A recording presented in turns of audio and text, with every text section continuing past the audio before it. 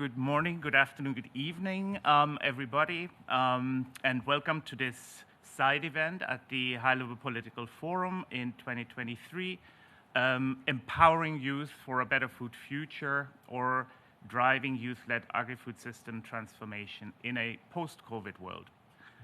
This event is being hosted by the World Food Forum in collaboration with the Food and Agriculture Organization of the United Nations and the Major Group for Children and Youth. My name is Kazuki Kitoka, and I'm the Global Coordinator of the World Food Forum, and I'm here with a brilliant panel of 8, and I'm going to introduce all of them as we go into the different parts of this session. As we all know, agri-food system transformation requires a lot, and including tackling hunger and food insecurity, malnutrition in all of its forms, and we have to do all of that with an inclusive, resilient, and sustainable approach. And we only have really 7 years left until 2030 to achieve the Sustainable Development Goal 2 of zero hunger, and as we can see in many reports, the progress towards that is still rather distant. And because of that, because of this work that needs to be done on zero hunger, it is more than ever very clear that young people need to play an extremely important role, a dynamic role, an innovative role in finding the right solutions, in accelerating progress towards the goal, and of course all the other interrelated SDGs. According to the 2022 State of Food Security and Nutrition in the World report, and actually the next one is going to come out just this Wednesday, so I already invite everybody to come to the launch event of this important report. But we are looking back at 2022, we had some 800 million people affected by hunger worldwide, and it seems that this figure is really not only stagnant, but it is increasing, and it increased by about 150 million since the COVID-19 pandemic. And children and young people are amongst the most vulnerable and affected in this context, affected by hunger, by malnutrition, by food insecurity, and many other effects. And although there has been some progress, of course, towards SDG 2, they're extremely insufficient in today's context, as we can see, and that is why this panel, I believe, is such an important one for looking at the achievement of the SDGs in the next seven years. Challenges like climate change, of course, conflict, as we've seen, economic shocks, growing inequalities, uncertainty have been adding to the challenges that we see with SDG 2, and this is a concerted effort that needs to be done in a multi-stakeholder, multi-generational way, that we need to tackle the challenges of these 7 years ahead towards the SDGs in order to be able to grasp these and achieve them, hopefully. Perhaps a couple of words about the World Food Forum. The World Food Forum was created in 2021, and this was in tandem with the UN Food System Summit that was happening at the time, and the summit, I think, has really rounded up clarity on how important it is to look at the transformation of our food systems in a way that is nature positive, that is looking at resilience of the food systems, that looks at nutrition at large. But also what was really remarkable in the Food System Summit was the perhaps the first time, I'm not sure, but for sure the first time, so visibly, the participation of young people in the process, and also in the solution finding in the different panels, in the different tracks that were put together during this particular year. And in this spirit, the World Food Forum was created in 2021 as a platform that is independent from any of the UN agencies. So it is facilitated by FAO, by the Food and Agriculture Organization of the UN, but it is really an independent body that is a youth-led global network of partners, and that is coming together to spark, hopefully, a global movement. And we hope that this event will create or help in sparking this movement to empower young people for this better food future that was discussed during the UN Food Systems Summit. Yeah, since this inception in 2021, the World Food Forum has been working actively together with young people and to identify solutions, to create positive actions for agri-food systems transformation through different tracks.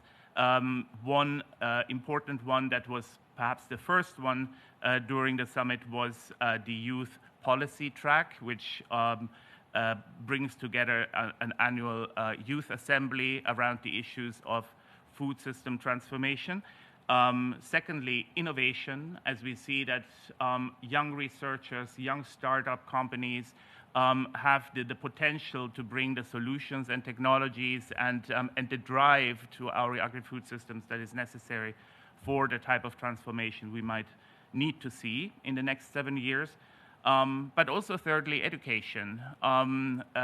We cannot expect good policy answers and technological support solutions if we do not foster our educational systems in a way that agri-food systems are featuring in them already at primary, at secondary level. So here we're working with young people and also with young educators around the world to look at options, at possibilities, how nutritional issues, food system issues, systemic issues with climate and food can be added to the curricula in a more systematic manner. And then finally, as we, or many of us may have been in UN or public sector settings for a little while, we have seen in the past that a lot of the language that is being talked in these fora, including this one here perhaps, and we are all in suits and so on, but that probably is part of how we are communicating within these systems. But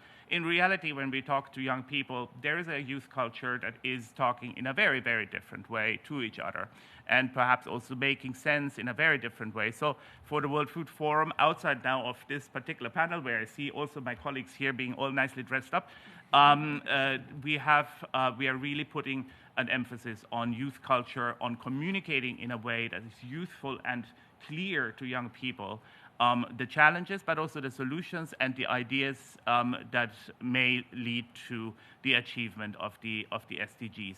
And to sum this up on the World Food Forum, every year we come together in October in a flagship event.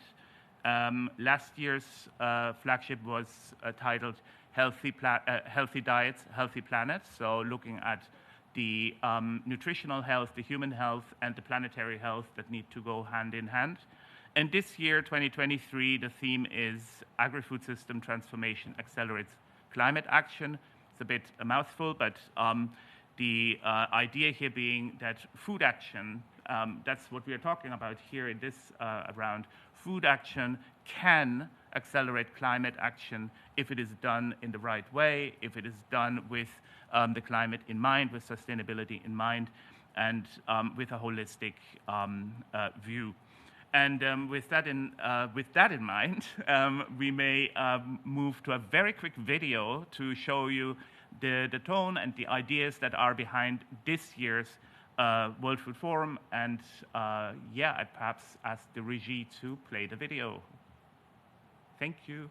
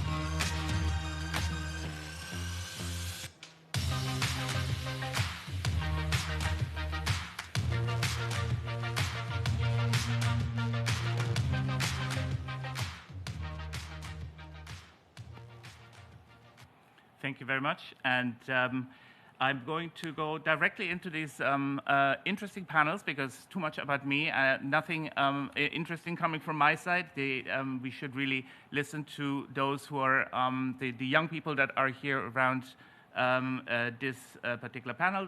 Very often in the UN we are talking about youth but not with youth. We really would like to change that in the work we're doing. And here I have a very young panel around me, and I'm going to introduce all of them as we go through the panel. And let me perhaps start with the first panel discussion, which is going to look at the cross-cutting issues, very important issues around policy, around agri-food system transformation policies, and how we can come from conversations about these issues to a policy formulation with the help of and the contribution by young people. And this panel is also going to highlight how in their specific roles they're engaged in policy discussions in their own experience, and they will also tell us what perhaps did not work so well. So let's be here very frank. We know that there are a lot of barriers for young people to be part of these policy discussions, and we would like to hear from them about this as well, and to see perhaps we can find some solutions also to overcome some of these barriers. And yeah, perhaps I introduce first the first panel here. I have here next to me Pramisha Tapalia. She is the head of the youth policy track of the World Food Forum, and she has sent us a quote saying, "We are privileged enough to be at this table and speak about the agri-food system transformation. Along with this privilege, we have a vital responsibility to amplify the voices of children and youth from frontline communities. We need to bring the voices of the unheard, marginalized individuals who lack access to these spaces. And this is one of the reasons why we are all here representing different groups today." And Pramisha has been also very active before in the major group for children and youth and Youngo, and today represents the World Food Forum. So welcome, Pramisha. And the second panelist I will immediately also introduce is David.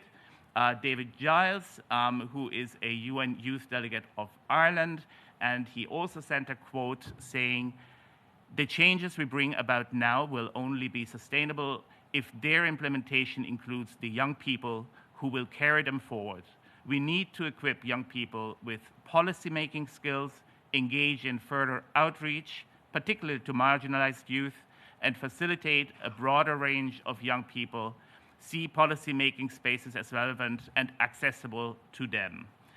And David has a very long bio for his young age, but perhaps just a couple of points here. He is currently one of the 2 youth delegates to the United Nations from Ireland, from the Department of Foreign Affairs and the National Youth Council, and he was also one of the members of the Irish delegation at the 2022 World Food Forum, where he has been speaking about climate security and youth empowerment. And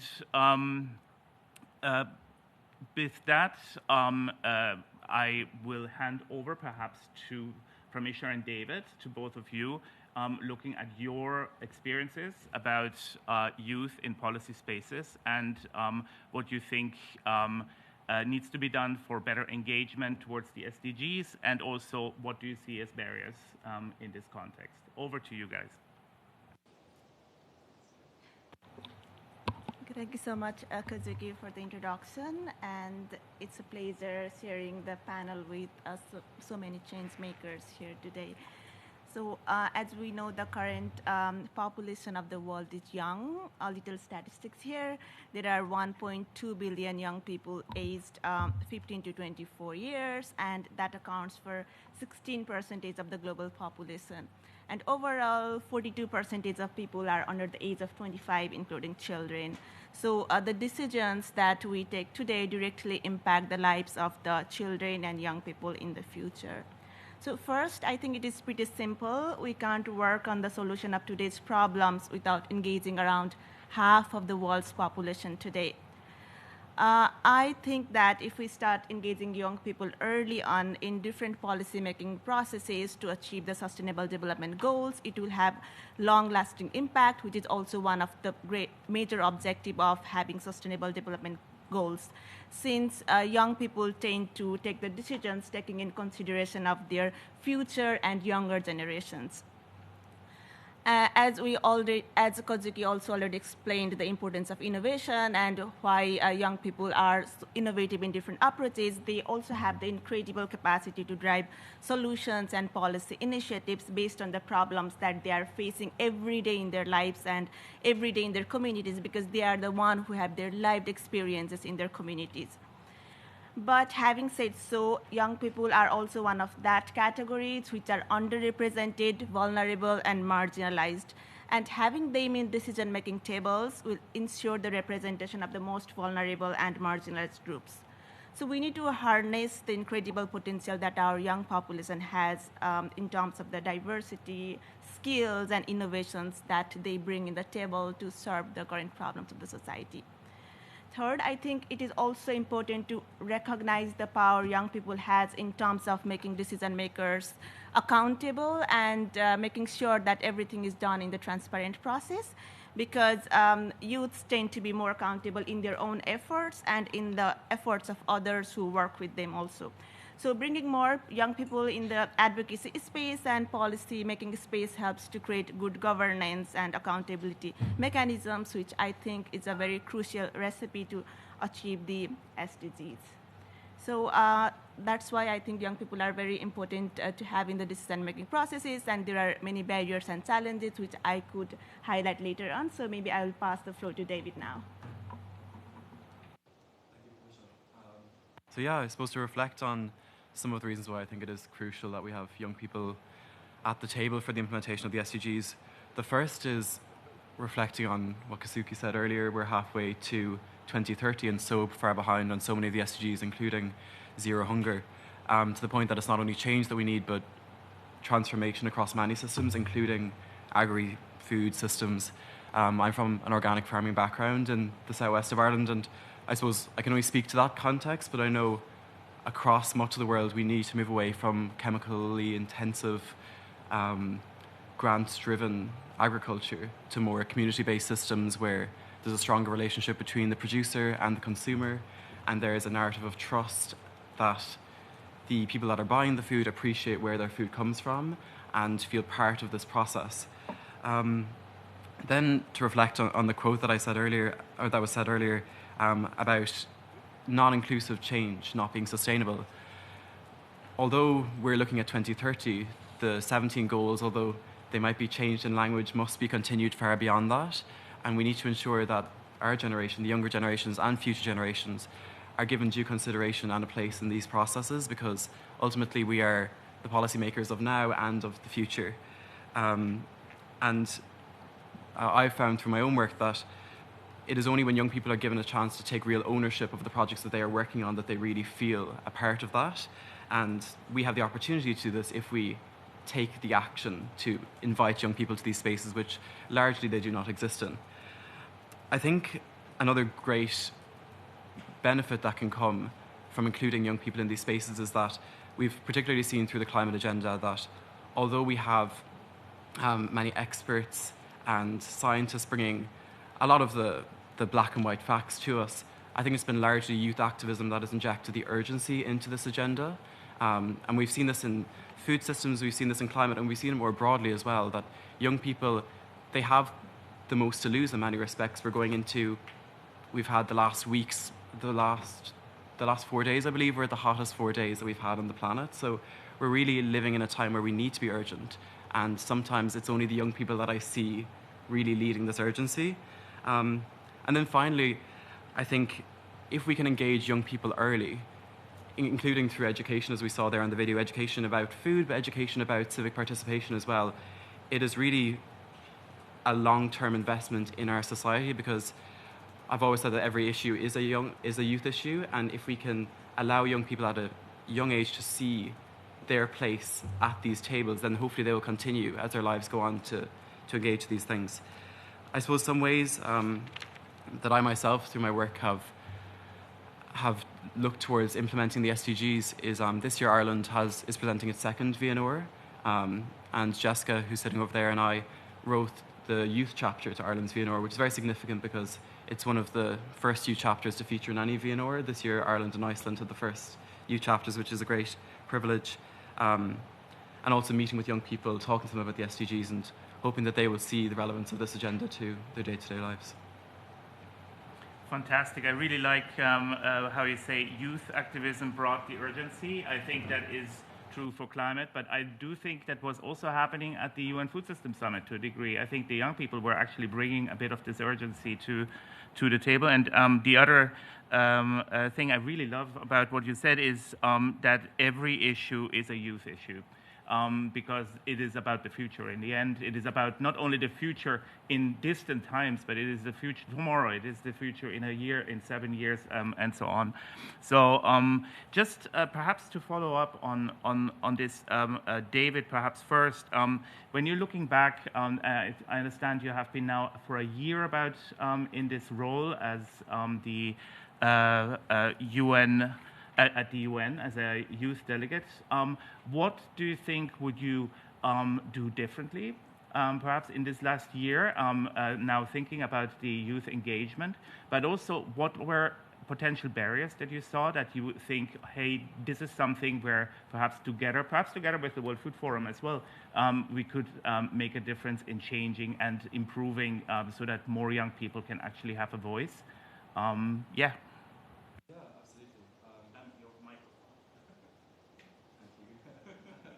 Even though we're not on Zoom.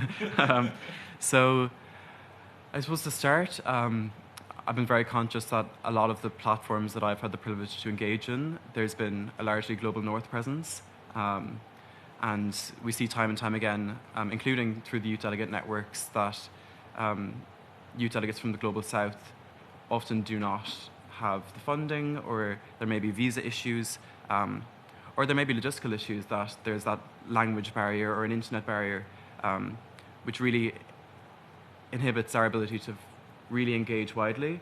And particularly in the agri-food space, when so many of the youth that we really need to hear their voices are living in rural communities, it's all that more important that we actively seek out youth engagement rather than expecting these young people to have the facilities to engage of their own accord.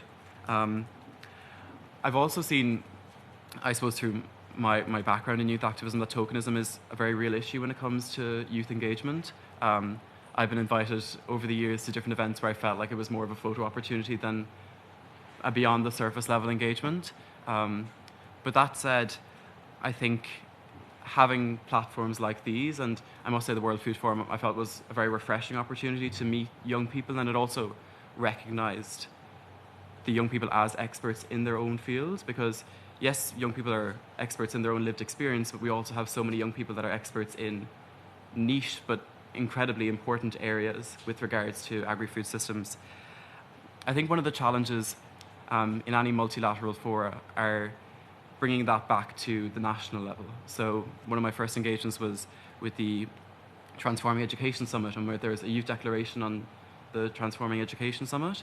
And at the UN, there was such energy and people were so motivated, and you really felt like this was going to instill change at the national level. But then it was only travelling back to Ireland that we saw that you really needed, while some people really picked up the idea and there was great energy, it's easy for that link to be broken if it's not connected from the multilateral to the national level. So it's important that if member states are bringing young people to these fora and they're allowing young people to participate, that they're willing to follow up and actually hear those voices. They would be some of the main barriers that I would have seen over my participation. No, thanks a lot. Actually, this is really interesting to see that this link is really necessary now between what is being done at the multilateral level to linking down or back to the national level, perhaps the local level, and so on. And Pramisha, perhaps that brings me to you. If you are now leading the efforts of the Youth Assembly at the World Food Forum, how do you see that link actually to come together? And also, I think what David said before is very interesting. No, when we look at experts, it is very often it is being talked that experts need to have at least 20 years of experience, 30 years of experience. But actually, young people are experts in their own rights and with their own experiences. So how do you see that as part of the Youth Assembly, how this comes together, also in view of the participation of the Global South? I echo most of the points that David raised in terms of the accessibility, specifically how Global South young people couldn't access the spaces mainly due to the funding issues, visa issues, also very complex bureaucratic process. We don't have enough trainings for young people to build their capacity, especially in the national levels and also in the international spaces, although it is growing. I also see that it's unfortunate, but still many stakeholders don't view young people as co-leaders. For example, I have had the experiences of being invited in the last-minute opportunities because they have that one youth quota and they need to feel that, can you please come and speak, while they reach out to other people very early. So this is one of the examples. So I think we need to change that perception that young people are also equally important stakeholders. In my capacity right now, I lead a youth action and policy track at the World Food Forum, and in my work, I engage with different independent youth groups which are currently facilitated by World Food Forum. For example, Youth Policy Board and Young Scientist Group. Some of our members are here today, and it is composed of incredible young individuals from different countries, different regions, and they are nominated by their organizations, institutions, and universities, and they work with the World Food Forum and act as a bridge between the different policy engagement spaces and youths in the grassroots level. So in our work, we also engage with the regional and local youth organizations, youth constituencies of different United Nations policy processes, FAO regional offices and country offices, and we help to build a consensus among different policy priorities that are recognized by young people, and we try to incorporate them into the different policy processes. So those policy priorities and policy actions will be compiled into a regional youth action compendium that we develop every year, which is our policy advocacy tool to feed into different processes. Similarly, we recognize the importance of co-creating and co-leadership in these spaces because there are already many existing initiatives. There are different youth organizations which are very active. There are different youth constituencies of different UN policy processes. So instead of having it done by us, we try to do it in a collaborative approach so that it is not done in silo, but we try to create synergies in the key topics like climate change, biodiversity, SDG 2, and others, and try to fit the policy priorities related to agri-food systems in these topics. So we work with already existing mechanisms to create these synergies and long-lasting collaboration to replicate the youth advocacy and policy efforts in the agri-food systems transformations. Thank you. Over to you, Kazuki. That sounds really amazing, and I think this asks for bringing one additional person to this panel, and she has also sent me a quote, which is, "Youth are leaders of today and tomorrow. By including us in policy processes, we can create a workforce that impacts SDGs locally, nationally, and globally." And she is a pharmacist, actually, by training, and has also been asked to join the recently established World Health Organization Youth Council. And in addition to that, she is also in the World Food Forum part of the Youth Policy Board. Yeah, welcome. I think this is giving you a perfect start here, Pramisha's explanation of what has happened. So what is your reflection on the work of the Youth Policy Board and also the assembly that you're putting together? Welcome, Audrey Young. Thank you for the opportunity. Yeah, I can definitely talk a little bit more about the Youth Policy Board. So right now we have 6 different regions with 16 members. We're working on a global consultations right now. Last year we decided on different parties. We call it the global parties for all these regions. And through these global consultations, we would love to know more about what actions have been taken. As we all know that we can write 100 policies, but if there are no actions, it's not going anywhere. Through this survey that we have with this global consultations, we'd love to hear from different stakeholders, as we always talk about how important multi-sectoral and multi-stakeholders partnership is. And then we want to analyze the data, bring it to our regional assembly during our flagship event, and reflect more on the actions as well as the global priorities that we have set. We will also have this conversation with all these youth during that event, hopefully to learn more about what we can do more moving forward. As we know that with the SDG, with 17 goals and only 7 years left, we do have a lot of work to do right now. We need to be more ambitious, but the action is the key. And more about that is that it's not only about it's 2030, but what about after like 10 years, 15 years, and 100 years, how we actually look at the term, it's say sustainable, so like how sustainable and effective it is. So we want to focus on these policies that will advance the agri-food systems and then bring more actions to the table and to actually see results.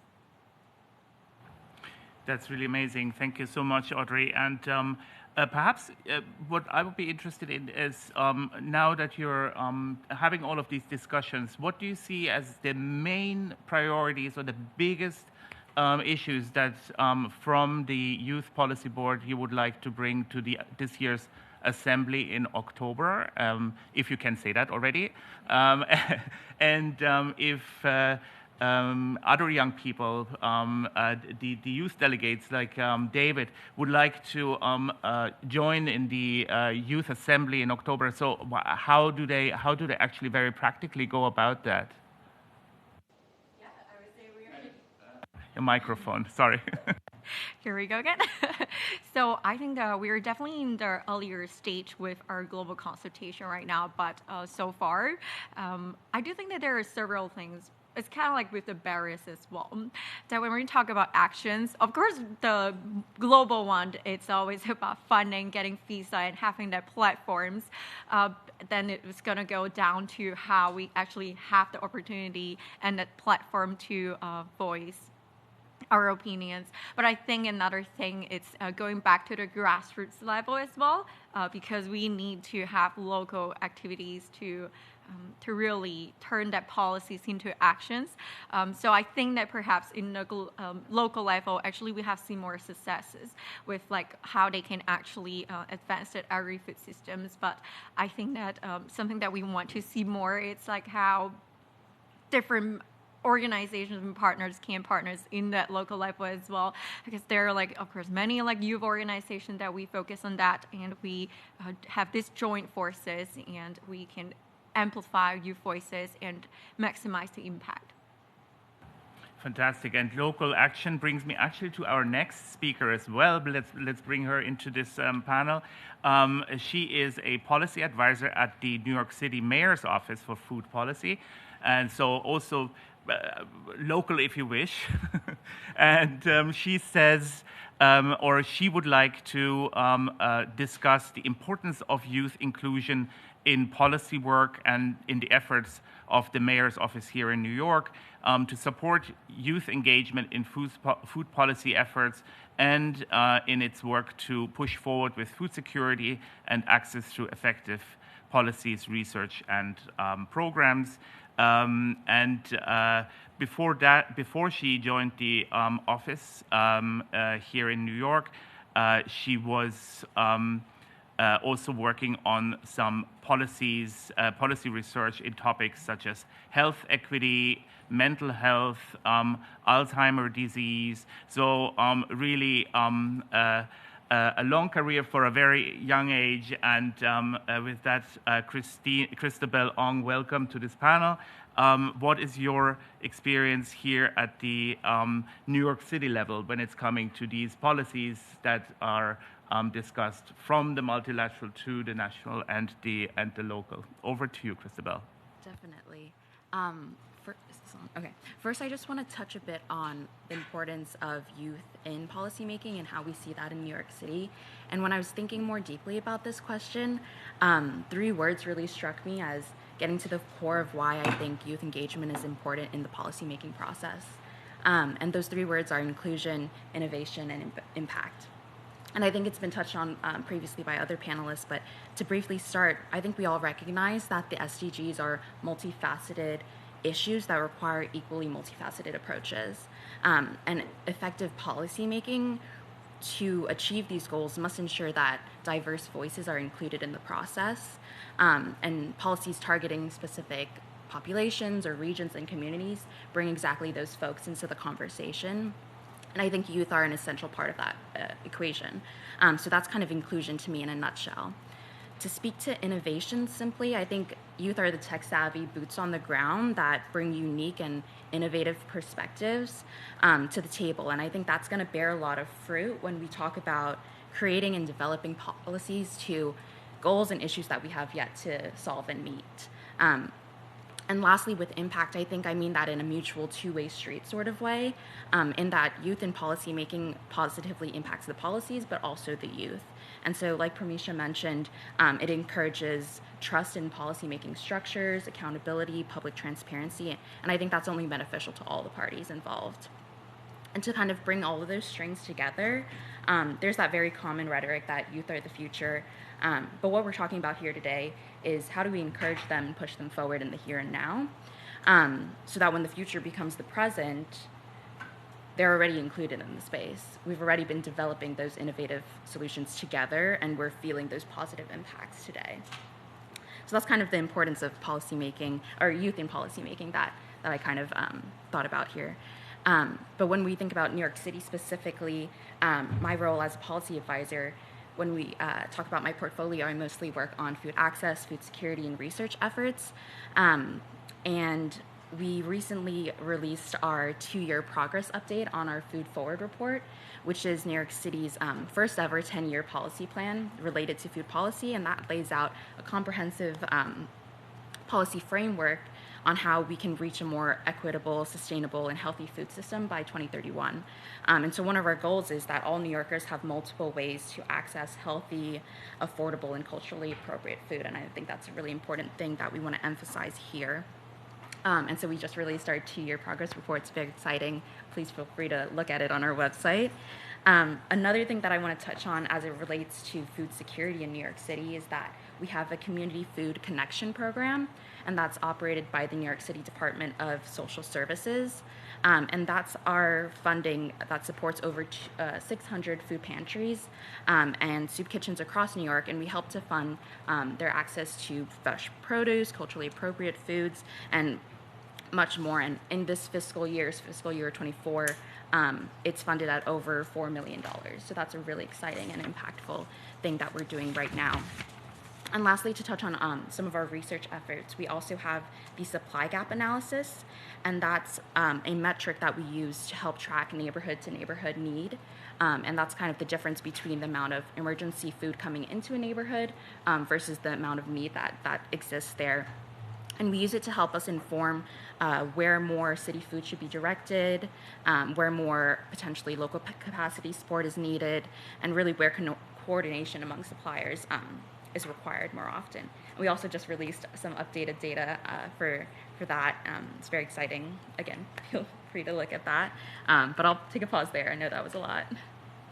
No, thanks so much, and hopefully we can have the links to these also shared in the recording of this this session. And just perhaps one question here: when you're looking back at this experience you had with including young people in the policy-making process, in the research, and in the solution finding for New York City, did you face any difficulties?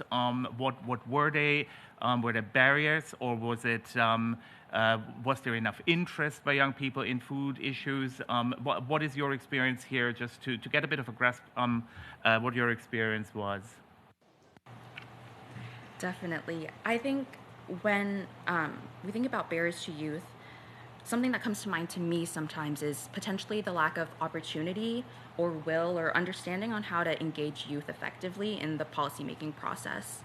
And with regard to how we can make these policy spaces more accessible, I wanted to hit on 3 points.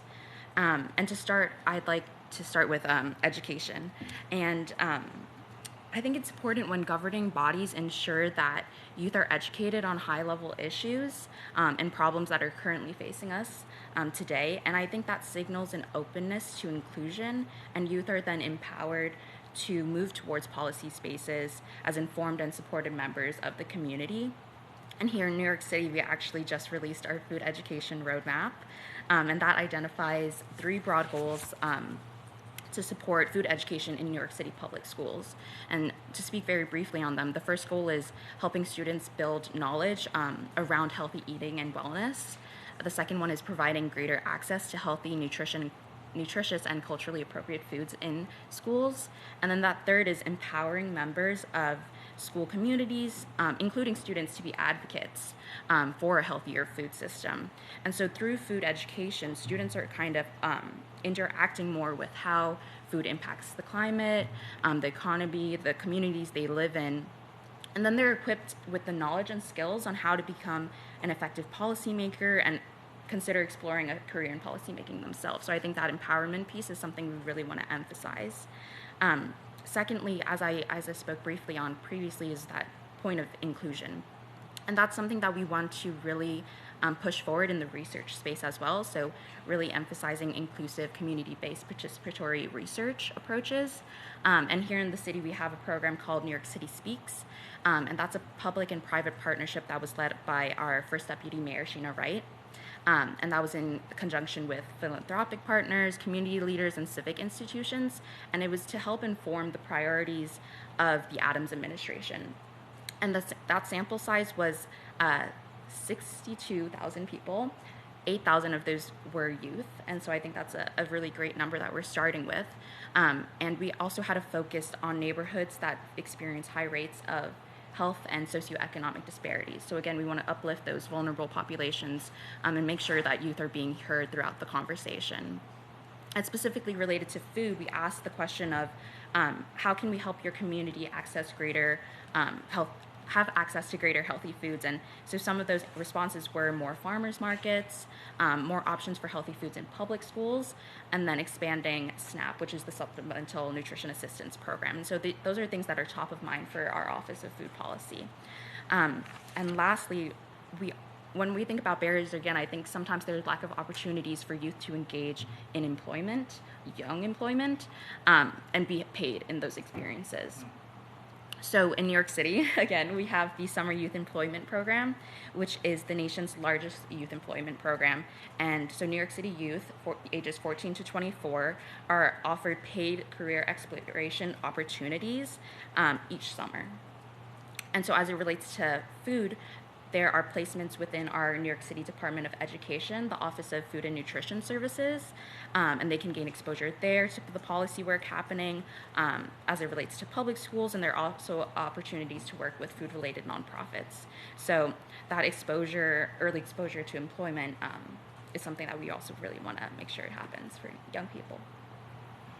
That sounds really amazing. It's extremely interesting to hear all of these very concrete examples that that New York City is undertaking in this field now of including youth meaningfully across from education to the inclusion in.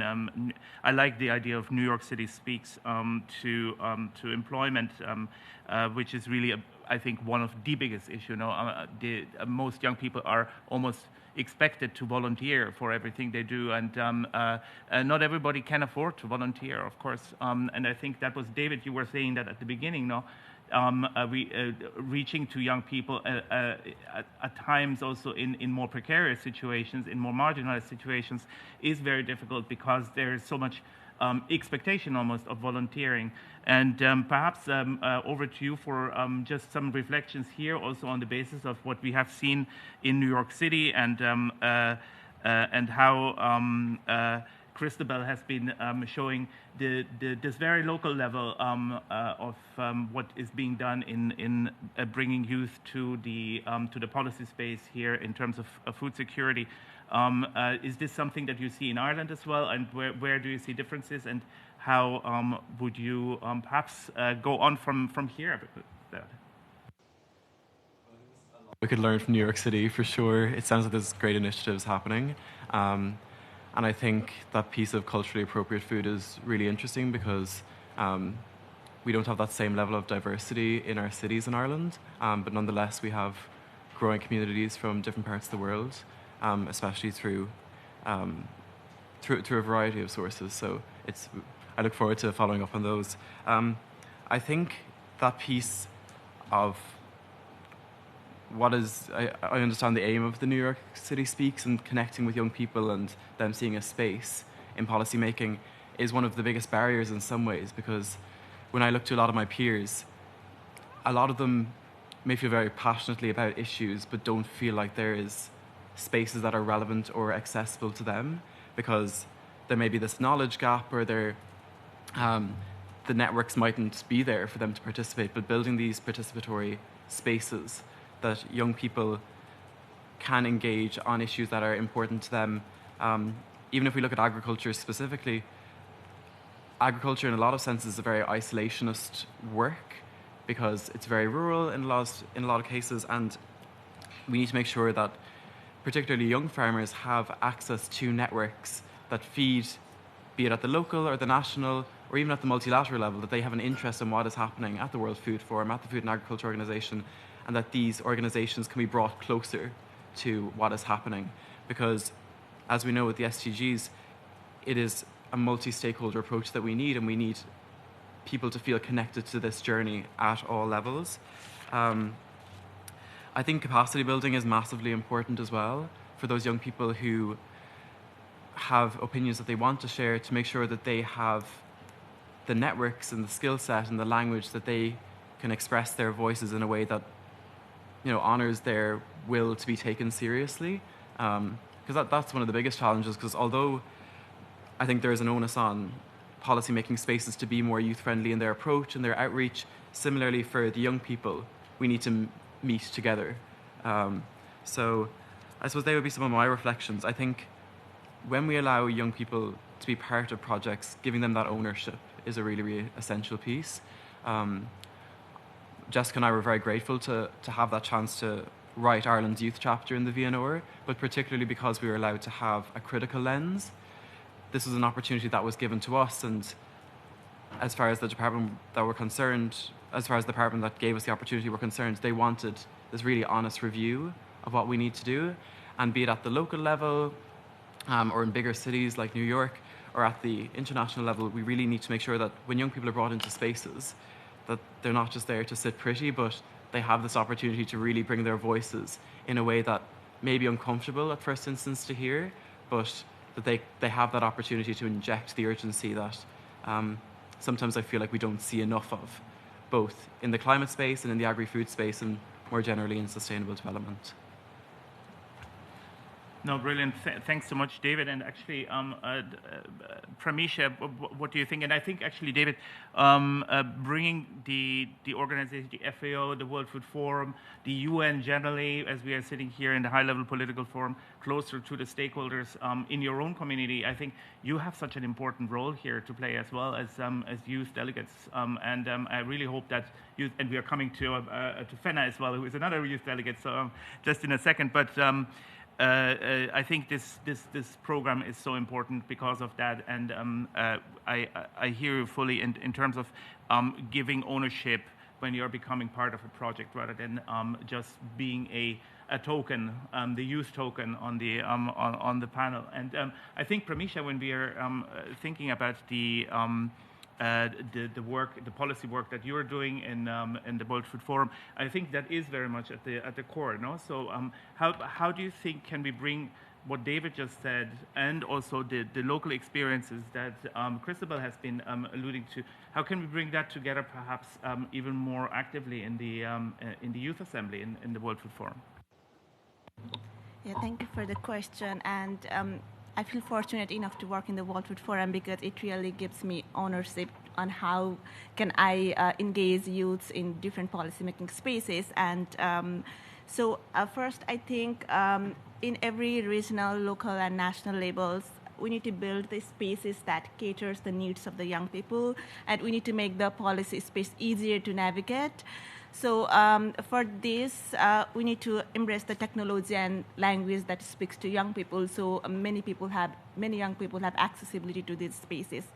And then to bring young people more in these spaces and in international fora, for example, World Food Forum, where we do agri-food advocacy and work on the different policy priorities related to agri-food system transformation, governments need to prioritize young people in these spaces.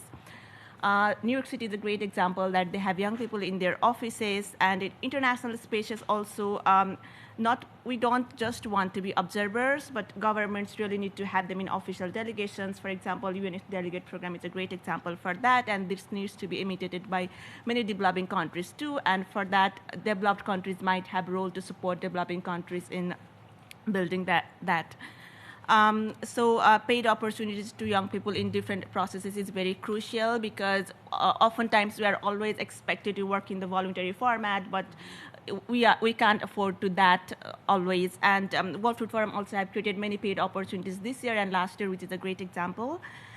We need institutionalized approach to connect young people within the countries, regions, and global, because many organizations are working in silo, and if we have some institutionalized format, that will help to collect the voices of young people together.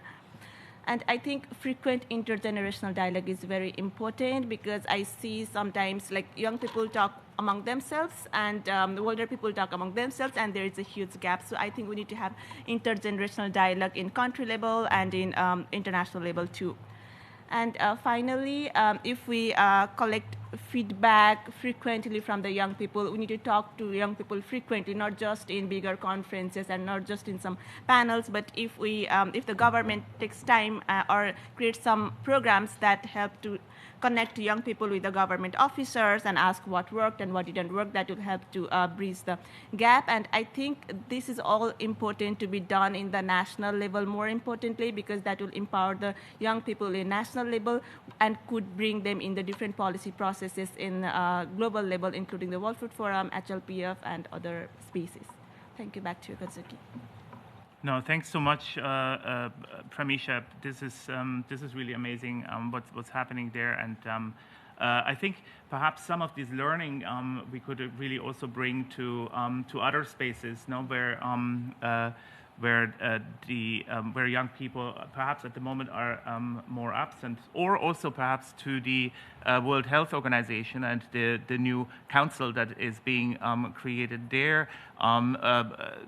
What is your experience there? Is it similar to what you see at the World Food Forum, Audrey, or is it different? What is different? And I understand there is the council, the Youth Council, that is directly working with the Director General of the World Health Organization, and then there is also an assembly of some sort that is coming together. I think it's like pretty similar. I think we all are just trying to see how different departments can actually engage with youth, which I know that Christabel also mentioned one time. Sometimes that is the problem, which is why we're making a document, hopefully to profile a bit more ideas about how we want to like engage with their stakeholders and how they can, what they can reach out us for, so we have a clear understanding about what we can work together. But I do think that it's a really good platform opportunity for youth to collaborate with different WHO departments. But another thing, I think it's during this stage we also I know that we have mentioned a lot about like capacity building. I think that is also another thing that we can learn more about the way of working. When having youth in a policy process, I don't think we necessarily need to be another person who speaks like a diplomat or politicians. We are very unique that we have our own way of talking. We have our ideas that I think that it's very similar how like with the WHO Youth Council, we have like meetings and we also try and work really hard with the National Youth Delegate and bringing more youth to the World Health Assembly. I think that might be the assembly that you refer to, that hopefully more youth can represent a country, just like David, having different youth delegates on the table and delivering interventions. We have seen some during this year. No, that's really great to see that this is happening not only in the General Assembly, more and more, I think, with the major group on children and youth, but also in the World Health Organization, hopefully also in the FAO assemblies at some point, for sure, in the World Food Forum, which is driven by youth, of course. But perhaps a last in New York City at the council level, when you were sitting as a young advisor, as a young researcher, as a young contributor to these policy processes in a room of people, how are you the only one, or do you feel that yes, there is representation at the local level as well of young people?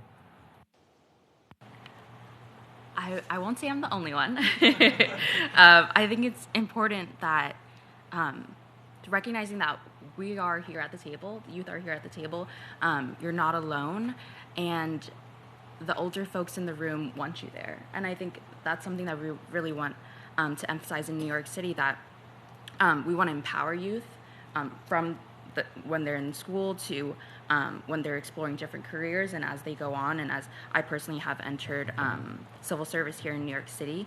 And that's something that we want to support continually. And like we mentioned, there are all these barriers, but there are also a lot of opportunities. And it's important to stay hopeful. Like, we're all here at the table, we've made it, and I think we're kind of examples of people who have pushed forward and persevered, and this can happen for other youth, and I think that's a really amazing thing to recognize. No, that's good to hear. That's really great to hear, and it's giving a lot of hope. And perhaps one person who has really pushed forward and persevered is this young gentleman who I'm going to introduce now, and who says youth-led innovations in agri-food systems can help solve multifaceted environmental challenges. We need greater support in building our capacity to realize innovative solutions for a sustainable and resilient future. He is a Master of Economic Science and a candidate at Yale School of Environment. And he, with a 4-year experience in river ecology research and environmental impact assessments for hydropower development, he aspires to make an impact in inland ecosystem research and conservation, and especially rivers and hydropower sustainability. And he is also a member of the so-called Youth Food Lab, which is a program between the World Food Forum and Wageningen University in the Netherlands, where he is one of the members of the project Wetlands for Nepal.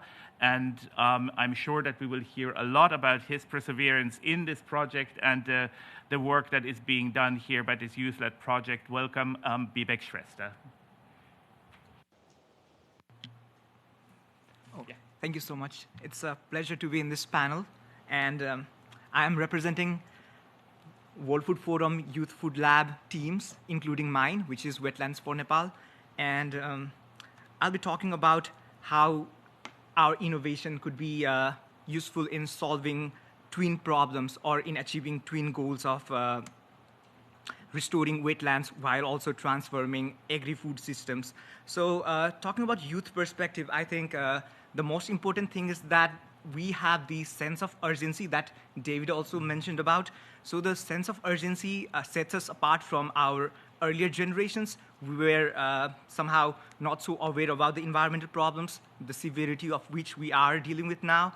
And while we are talking about 2030 agenda, we are already facing problems, and my team and teams around the world, including Young Food Lab teams, they are trying to solve these problems on the ground because of that sense of urgency. And youths also bring in new ideas. While there's a reluctance or hesitance to change, shying away from change, and there's like a love for inertia in the older generations, I think we as youths have the power and the idea to challenge the status quo and to like critique the existing systems and to improve it for a better and a more resilient future. And while talking about local actions like the ones that we are taking or that we are implementing on the ground, I think it provides proving grounds for our innovations and to our ideas. So we are implementing what we think might work, or it might not, but then we are not afraid to take the risk. So I think the risk-taking capacity also sets us apart from the other generation before us. So what we are trying is a social and environmental enterprise to restore the wetlands by incentivizing, for instance, the removal or management of invasive aquatic plants in wetlands like Nagda, which is a peri-urban or a urban wetland in Kathmandu, which is one of the fastest urbanizing spaces in the world. So, and the other goal is to make the management of invasive plants in the wetlands, or to make wetland restoration economically viable for teams like ours or for local communities by generating incentive.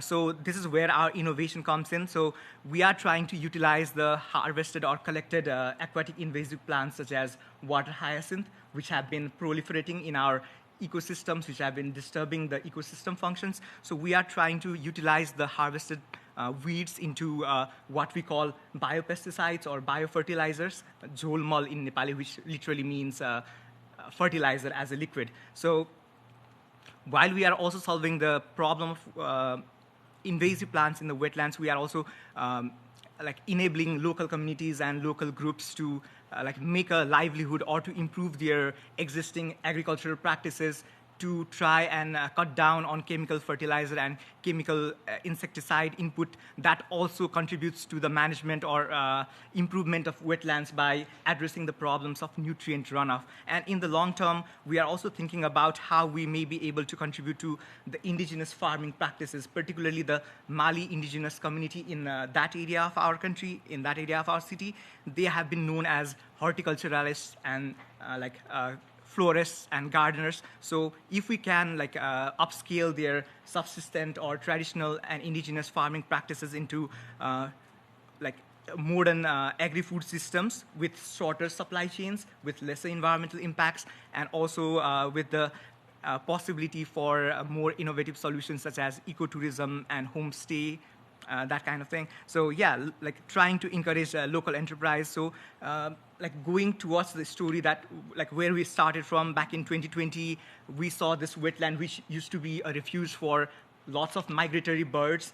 It was rapidly deteriorating due to multiple problems such as runoff of sediments from land use change in the catchment of the lake that led to sedimentation in the lake and also proliferation of invasive plants. As a result, the lake, which was drawing a lot of visitors, ecotourists for a long time, that lost its visitors, and then that hampered the local livelihoods and restaurants and local businesses around the lake, especially during the COVID pandemic crisis.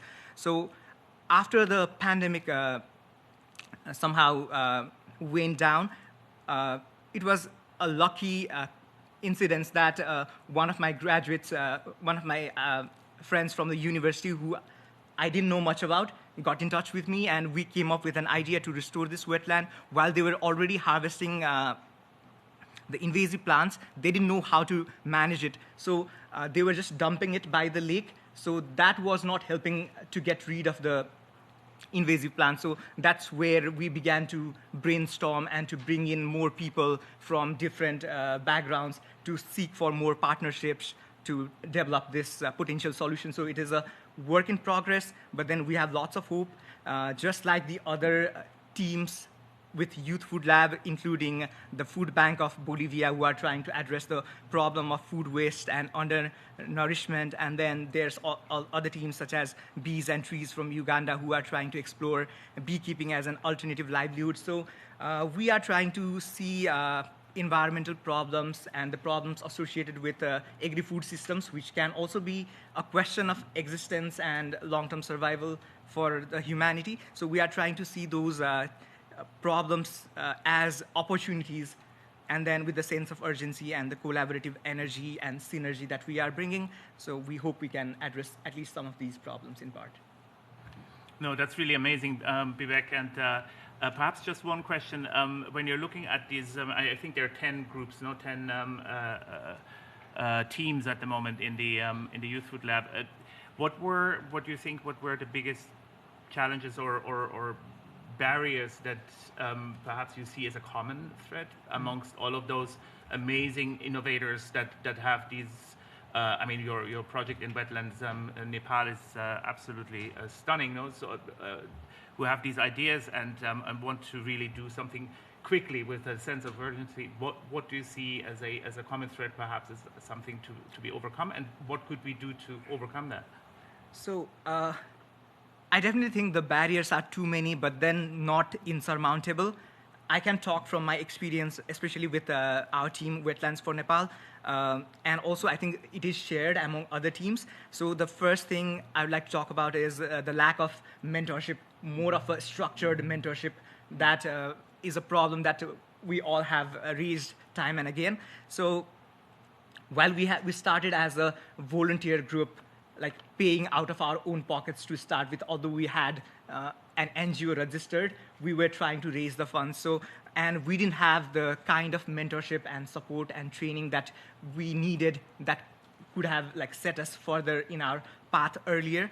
And then definitely the problem of financing, how we fund our initiatives, especially with fresh out of college students or school students who are trying to make a difference or who are trying to find that purpose in life. I think it's totally difficult to find that balance between academic and professional career and pursuits, and also like broader engagement in terms of conservation or in transforming local food or agri-food systems. So volunteerism has to like transform into some sort of sustainable enterprise or initiative, and maybe that's where like grants can come in or innovation challenges, just as the one that Wageningen University and research organized for us. And then also like definitely Youth Food Lab from the World Food Forum. I think that was a big help in addressing some of these problems regarding the lack of mentorship and the lack of sustainable financing. So at least now we have something to like keep us afloat as we are experimenting and piloting our ideas and then initiatives. And then the other more systemic problem, I think, is the lack of receptiveness towards youth in general from authorities, including the local governments, or even from our parents' generations, who like somehow push us to be like more professionally oriented and be single-minded on our academic pursuits and not to like veer off of the path that is supposedly set for us. So, and then there's also like a lack of responsiveness from corporate sector. So like talking about some real world example, like the lake that I am talking about, the wetland, was already like suffering from so many different problems, and then there comes a big corporate company that starts building a housing or a property development project. And then that for sure is going to intensify the existing problems of sediment runoff and nutrient enrichment in the wetlands. And then like it's situated right next to the wetland, and we know for sure it will hamper the wetland in many ways. And then they know the problem exists, and then when we try to get in touch with them, they are not as responsive because maybe because we don't have a track record of prior engagement, or maybe our voice doesn't just reach them. So like the lack of receptiveness and response from authorities has been a problem. But then the hope is that the local governments who are like finding their footing finally in Nepal, like with the federal or administrative restructuring, they are trying to be somewhat more responsive. So with local governments and maybe from more support from corporate sector and the local community, I think some of those barriers can be overcome pretty quickly. Yeah, that's definitely an issue that perhaps resonates also with our next speaker, who says youth have emphasized key priorities in which we are also taking action, such as in the UN Food Systems Summit 2021, Pro-Veg International, and varied youth-led examples. But outside of these youth initiatives, these large priorities are being insufficiently addressed in the global food systems policy change and in innovation. And we need to start this conversation. I think that is really very much around this response really from those who are perhaps in power, if you wish so.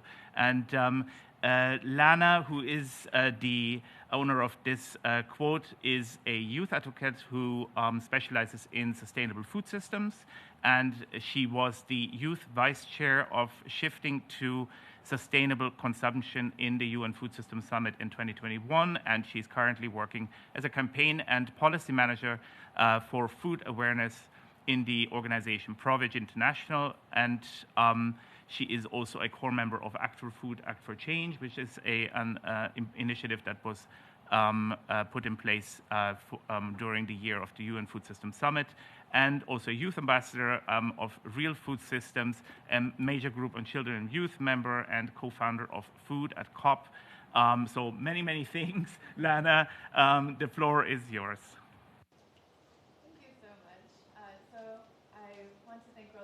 For organizing this today, and also for a lot of my fellow young people here for already raising so strongly the importance of young people, our impact, and why it's so important to listen to us, to include us in the main tables, to also give resources and employment.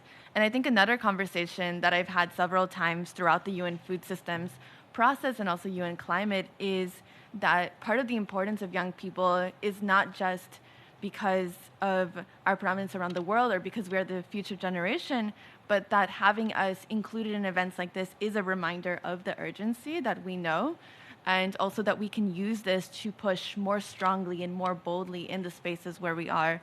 And I think that's been one of the important distinctions for me, is that we make sure that as we get more youth inclusion and more young people at the table, that we are using that as strongly as possible.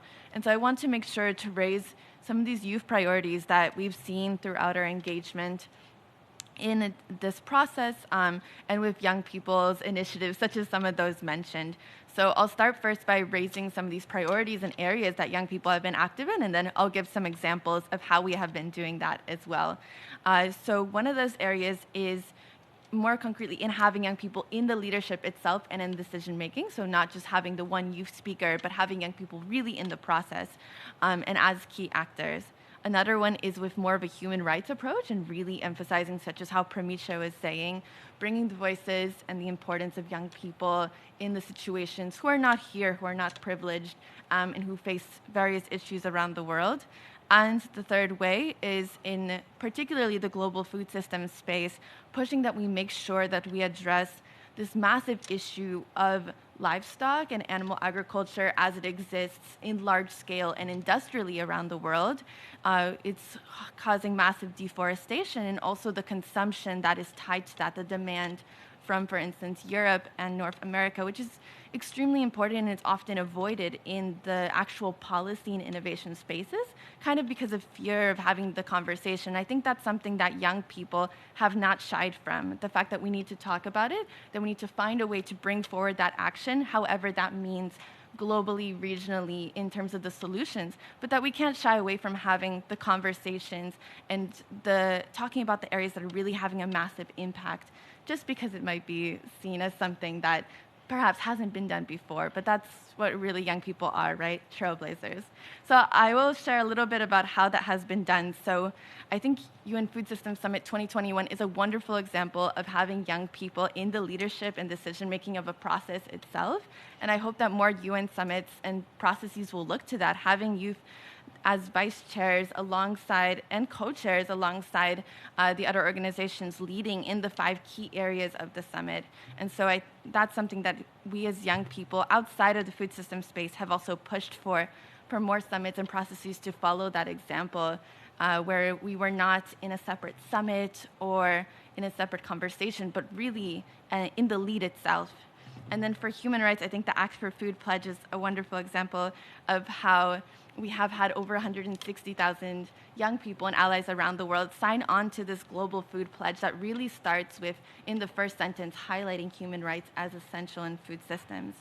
And then a little bit more from the area of livestock and consumption, talking about that at ProVeg International. We've been working on that with a youth board as well, both last year and this year, bringing together young people and supporting them to access conferences such as this, to have those conversations, and then also to implement it more concretely with innovations such as alternative proteins. So I'm happy to talk some more about that too. Well, thanks so much, Lana. And actually, as you're talking about human rights, may I just perhaps rope in the last panel speaker from this round, Fenna Timsey, who is the Dutch, or one of the Dutch UN youth representatives here at the UN in New York. And she is a representative specifically for human rights and security, and is a passionate advocate for positive change. And also her quote is very passionate, saying that food is a human right. There is no food security without care for ecosystems, local food cultures, and emancipation and active participation of women and young people that are the future of our local food systems. Fenna, the floor is yours. So much. Is it on? Yeah. Thank you so much, and also thank you to all my fellow panelists for all the important contributions that you are making.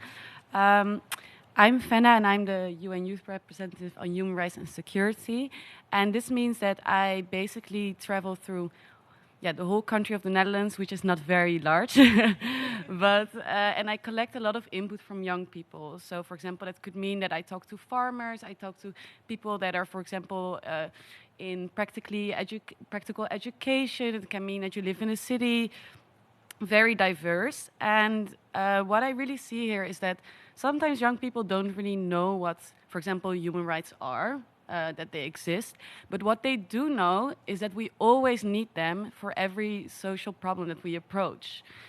And I think also, for example, when we talk about the right to food, which is recognized as in international human rights law, it acknowledges also that every individual has the right to access safe, nutritious, and culturally appropriate food, which is also something that I hear from so many young people that is very important. And by empowering these young people, we can ensure their meaningful participation in decision-making processes related to food production, distribution, and consumption. And our perspective and lived experiences bring crucial insights, contributing to more inclusive and sustainable food systems. I believe that empowering youth helps to address the structural inequalities and discriminatory practices that hinder food security and restrict access to resources. So, as to elaborate on my quote, our food future depends on the health of our ecosystems, and sustainable agricultural practices that promote biodiversity, conserve natural resources, and mitigate climate change and are integral to ensuring long-term food security.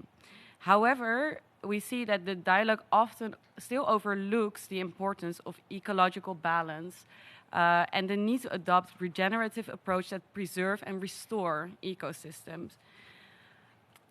Exploitative monoculture, toxic agriculture, and also livestock farming should not be allowed to be exported to other countries from, for example, European businesses under the pretense of food security, because there is no sustainable food security without the care for ecosystems, local food cultures, and emancipation and active participation of the women and young people that are truly the future of our local food systems. The work that we are doing should always be community-led, from, for example, the farmer innovators from different generations around the world that are every day providing food for their communities in innovative ways. We should really follow their lead and be truly in support by learning and also unlearning. Preserving these local food cultures is essential for maintaining the cultural diversity, promoting social cohesion, and ensuring food sovereignty. Food sovereignty addresses also the power and uplifts the human rights of local communities to shape their own food systems. They should not only offer nutritious and culturally appropriate diets, but also contribute to sustainable livelihoods and community resilience. Yet we see that the dialogue often prioritizes standardized and homogenized approaches, which completely neglects the unique food traditions and practices that are intrinsic to communities and necessary for our food security. And this destruction of this local intergenerational knowledge that we see limits us really in shaping an alternative sustainable future. And I think also that food action should always be feminist action. We see that women and girls are pivotal in those local food cultures. They often face systemic discrimination in the right to land, limited access to resources, and exclusion from decision-making processes. Youth empowerment efforts should always prioritize the emancipation of women and girls, recognizing their vital role in food production, distribution, and consumption. Their active participation is crucial for achieving gender equality, fostering social justice, and realizing sustainable futures. Amazing. Thanks so much, Fenna, for this statement, and also for reminding us that feminist action is really important. We had a report just this year, I think, some months ago, about the role of gender in food and agriculture, and it is absolutely essential to look at the gender dimension when it's coming to the sustainability long term of our agri-food systems. And as we are coming a little bit close towards the end, may I perhaps invite every panel member just to think for a second. If you had the power to change one thing that would improve the engagement, the empowerment of young people for a better food future, what would it be? What would you do? Perhaps, Lana, if I may start with you. One thing. Yeah. So I think from my 1 second thinking about it, if we could have young people at the table in every space where global food systems decisions and in other areas are being made as well, that would be transformative. David? My one thing would be at the multilateral level to really engage in new ways that young people see the relevance of spaces like these to their everyday lives and their agri-food systems in their own communities. I think we have to create accountability frameworks that help young people in their access to justice, because sustainability is actually a byproduct of justice. So if you have, as a young person, more agency, you have more freedom also to choose the sustainable path. I would say bring more young people into your offices.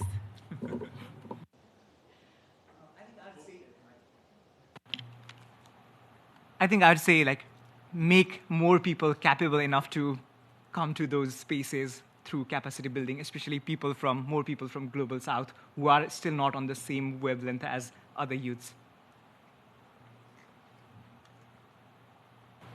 This is a really hard question. But I think building off of what many of the panelists have previously said, I think making sure that young people are at the table and that they're included throughout the policymaking process, whether that be starting from research or education, all the way to the innovative solutions that they can provide. Word that I've heard that I've been very impressed is that we need a paradigm shift here in order to have more youth engaged. No, absolutely, and I have to thank all of you panelists for this very rich discussion we had this morning, very early on a Monday. So I'm also impressed by so many people who have found their way. And before we are closing, I have the great privilege to introduce Mr.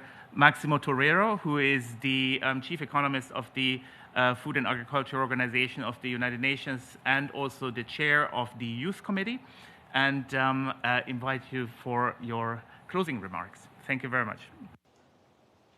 Thank you so much, and thank you all for being here. Apologies, I couldn't be early, but we are launching SOFI on the 12th, so I am doing a lot of interviews in these days since 4 a.m., so I couldn't come early to the meeting. So look, on the part I have heard a lot of very nice and important things, but let me put this a little bit on context. What you will be seeing on Wednesday when we launch SOFI is that the situation is not improving at the velocity we needed to improve. The situation was worsened enormously by COVID-19 and also exacerbated by the war in Ukraine. But the system has shown also to be very resilient. I don't think any one of us can say that we didn't have access to food during the COVID-19. The supermarkets had food, the markets had food. It was a little bit more costly, not all what we always used to have, but there was food. Even with the war, when the prices of the inputs exacerbate, we had access to food. So I think we need to be very thankful to how the system responded and how these farmers, young, old, medium age, male and female, have been helping to keep us with that food access, no matter, of course, there was food inflation. But one of the major problems that will perdure over time is inequalities.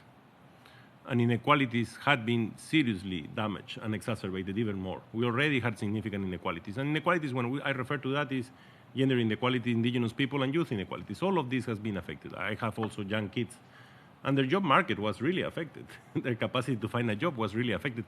Their education, no matter we were lucky that we can afford a university for them, but the quality of the education was damaged. So imagine kids that couldn't go to school for 2 years.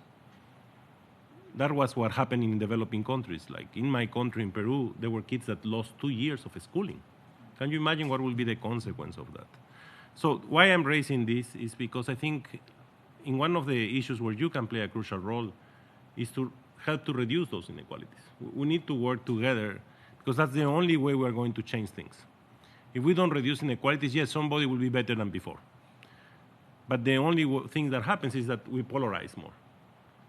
And that is behind all the problems and conflicts and all the issues that we have. So I think that the youth can play a crucial role on this, because it's not only being at the seat of the decision making, that's okay, that's perfectly okay, and I understand what you need. But it's also trying to use all your skill sets, like what you're trying to do here, to help to find solutions.